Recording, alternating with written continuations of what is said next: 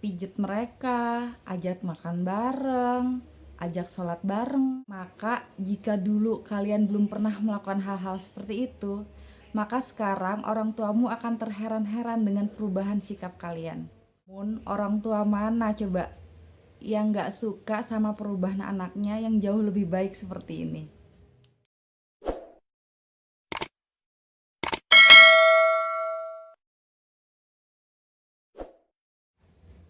Ya teman-teman, di video kali ini kita akan sharing tentang tips dan triknya bagaimana cara mendapatkan izin dari orang tua untuk bercadar. Teman-teman, berikut ini aku kasih trik-triknya yang mungkin bisa dipraktekkan sama kalian untuk mencuri hati kedua orang tua. Yang pertama, tunjukkan akhlak yang baik. Poin ini memiliki andil yang sangat besar untuk meraih ridho orang tua. Tunjukkan perilaku yang sangat baik saat kalian sedang bersama orang tua di rumah. Terlebih untuk anak kuliahan yang kuliah di luar daerah. Gunakan kesempatanmu yang sedikit itu untuk mencuri hati kedua orang tua. Ketika kalian sedang pulang ke rumah, cium tangan orang tua kalian, cium pipi kanan kirinya, dan akan lebih berkesan lagi jika kalian memeluk mereka dengan pelukan hangat dan ciuman di kening mereka. Mungkin awalnya terasa aneh atau lucu, tapi nanti lama-lama juga terbiasa. Bicaralah dengan sopan santun dan lemah lembut, dan juga rendahkan suara kalian ketika berbicara dengan mereka. Tunjukkan bahwa Manhat Shalaf itu anaknya baik-baik, nurut sama orang tua, berbakti sama orang tua, dan tidak membangkang. Dan orang tua mana coba yang gak suka sama anak yang soleha seperti ini? Tips yang kedua adalah jadilah anak yang rajin. Kerjakan pekerjaan-pekerjaan rumah yang kalian bisa, misalnya memasak, mencuci piring, nyapu, ngepel, dan lain sebagainya. Kalau perlu, sesekali mintalah izin untuk tidur bersama mereka atau sama ibu saja. Pijet mereka, ajak makan bareng, ajak sholat bareng. Maka jika dulu kalian belum pernah melakukan hal-hal seperti itu, maka sekarang orang tuamu akan terheran-heran dengan perubahan sikap kalian. Namun orang tua mana coba yang gak suka sama perubahan anaknya yang jauh lebih baik seperti ini? Yang ketiga, hindari debat dengan orang tua. Banyak kasus yang orang tuanya udah terlanjur ilfil dengan manhaj salaf karena terburu-burunya seseorang yang baru ngaji dalam mendakwahkan kepada keluarganya. Biasanya ini dialami oleh akhwat atau ikhwah yang baru awal-awal ngaji, saking sangat bersemangatnya. Bersegera untuk mendakwahkan keluarga kita itu bagus, tapi asalkan dengan cara yang lemah lembut dan hikmah. Bukan ketika kalian melihat kemungkaran lalu kalian serampangan berkata itu bid'ah, ini bid'ah, itu nggak boleh, ini nggak boleh, itu haram, ini haram. Lihat sikon dong teman-teman. Lihat kamu siapa dan siapa yang kalian hadapin. Jika kalian tergesa-gesa dan kalian salah langkah, bukannya kesadaran yang didapatkan, melainkan mereka akan lari dari dakwah al-haq ini. Jika memang mereka memancing perdebatan, maka jawablah dengan sopan santun, lemah lembut, dan tidak menggurui. Misalnya dengan kata-kata setahu saya, atau menurut ilmu yang saya tahu, pengetahuan yang saya tahu yang hanya sedikit ini, atau yang saya tahu bahwa yang jelas jangan kalian yang mulai beradu pendapat dengan orang tua kalian. Yap teman-teman, sebelum lanjut ke videonya jangan lupa bantu untuk subscribe, like, komen, dan share video ini seperti biasa ke sosial media kalian agar video ini bermanfaat untuk orang banyak dan menjadi amal jariah untuk kita semua. Dan jangan lupa aktifkan tombol loncengnya agar kalian mendapatkan notifikasi saat aku upload video terbaru. Dan untuk kalian yang baru memulai hijrah atau yang ingin berhijrah atau mulai memakai cadar, kalian sudah mendapatkan channel yang tepat. Insya Allah di channel ini saya akan selalu berusaha untuk berbagi informasi dan sharing kepada kalian tentang seputar kisah hijrah wanita bercadar, insya Allah.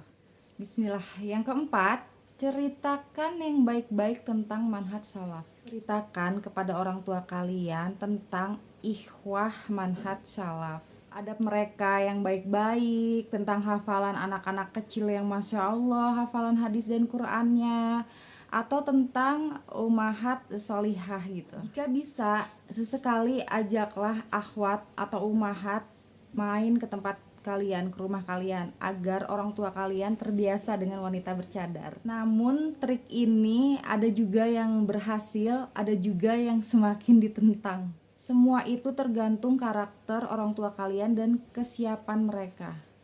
Karena ada tipe orang tua yang keras dan belum siap untuk menerima tamu semacam itu. Malu dilihat tetangga sehingga menjadikan mereka lebih menentang pendirian anaknya. Pada dasarnya, trik mana saja yang bisa kalian lakukan atau jalankan, itu kalian sendiri yang bisa menentukan. Karena kalian sendiri yang tahu kondisi orang tua kalian. Yang kelima, tentukan masa depanmu mulai dari sekarang.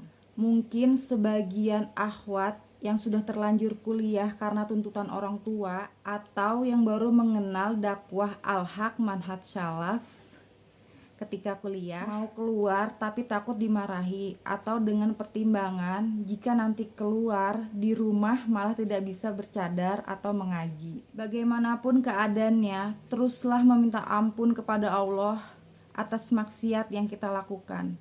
Selanjutnya, selama kuliah itu, pastikanlah kalian tetap bersemangat menghadiri majelis ilmu. Hadirilah taklim atau daurah atau majelis-majelis ilmu yang diadakan di sekitar kampus kalian, mumpung kalian masih kuliah di sana. Berkumpullah dengan para akhwat yang lain untuk saling mengingatkan dalam kebaikan dan takwa, karena syaiton lebih suka mengganggu orang yang lagi sendirian. Urusan kampus segeralah kalian selesaikan, karena akan semakin cepat maka akan semakin baik. Walaupun mungkin ada sebagian yang memilih untuk berlama-lama di daerah safarnya agar tetap bisa ngaji.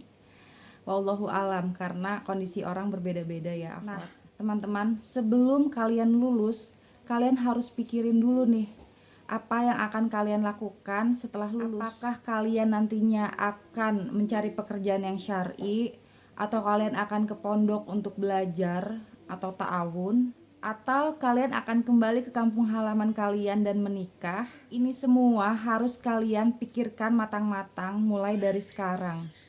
Jalinlah persahabatan dengan para akhwat dan para ummahat, dan sering-seringlah main ke pondok atau ke majelis-majelis ilmu. Untuk yang masih sangat bersemangat menuntut ilmu, saya sarankan kalian untuk ke pondok setelah kuliah.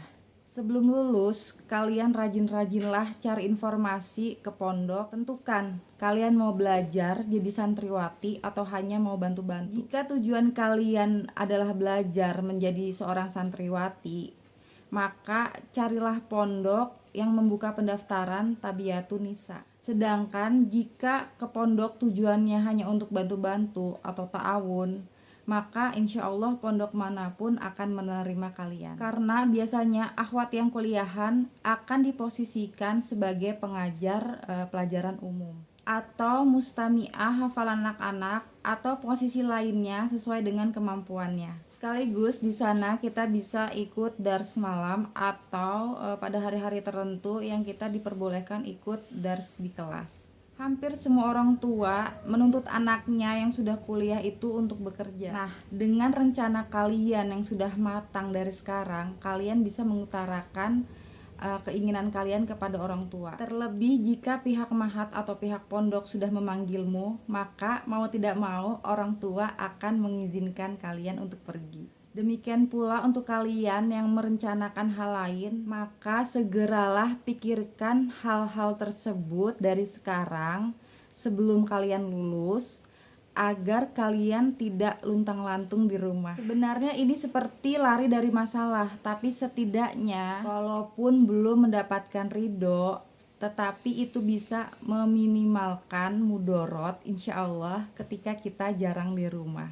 Nah, teman-teman, kelima trik di atas bisa berhasil apabila keluarganya biiznillah mudah menerima.